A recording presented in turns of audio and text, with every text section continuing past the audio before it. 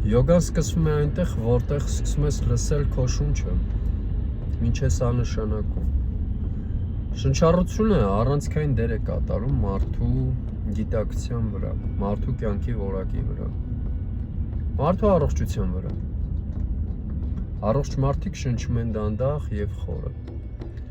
Եվ յոգայում ասում է, որ ամեն մարդ ունի որոշակի քանակությամբ օդ։ Եթե դու այն շուտ ես շնչում, արագ ես շնչում, այն վերջանալու է շատ ավելի արագ։ Դրա համար եթե դու ուզում ես երկարացնել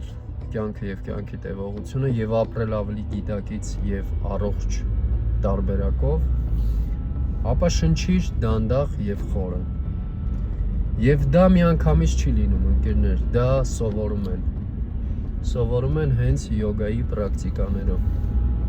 Քեզ ցանկանում եմ լավ դրական կառուցողական օր, լավ եղիր, կհանդիպենք։